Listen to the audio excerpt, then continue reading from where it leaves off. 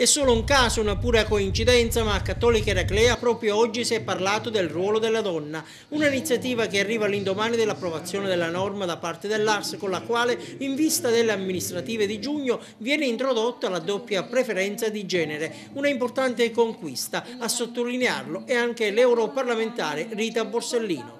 Io credo che sia un altro passo importante e mi sembra che finalmente si sia risvegliata un'attenzione che fino adesso era molto sonnolenta, se non altro, in un momento in cui abbiamo un Presidente della Camera come la Boldrini, donna, non solo donna, perché non basta essere donne, bisogna anche essere donne impegnate, consapevoli e capaci di portare avanti il proprio ruolo, promuovendo proprio la dignità della donna. Il governo Crocetta si tinge sempre più di rosa, una speranza in più per la Sicilia. A me non è mai piaciuto il concetto delle quote rosa, non è obbligatorio perché è donna e quindi una donna qualsiasi, è una donna proprio per quello che è, per quello che vale e per quello che sa fare. Come ha giudicato le parole di Battiato? Lui era a Bruxelles e rappresentava la terra di Sicilia, era in veste di assessore, non poteva permettersi di usare quei termini. In questo momento nell'agenda politica è al primo punto l'elezione del Presidente della Repubblica, una donna?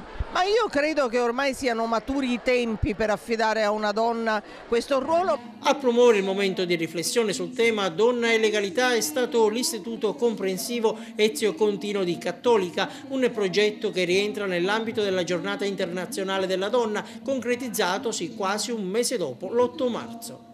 Noi riteniamo che l'attenzione sulla pari opportunità, sulla eguaglianza di genere non sia legata soltanto alla giornata dell'8 marzo. Per noi è un lavoro didattico quasi quotidiano e questa giornata ci serve per rafforzare sia il lavoro che è stato fatto nelle classi già nei giorni scorsi, ma anche quello che faremo successivamente.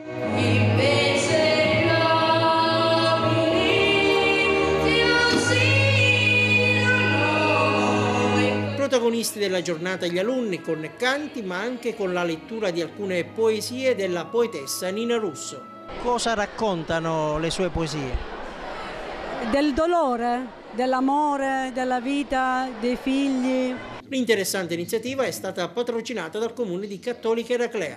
Abbiamo degli assessori donne, dunque noi siamo in regola con le quote rosa e siamo in regola sull'importanza che le donne devono avere nella vita politica e sociale del nostro comune. Presente alla manifestazione per dare il suo contributo il neodeputato nazionale, il favarese Tonino Mosca.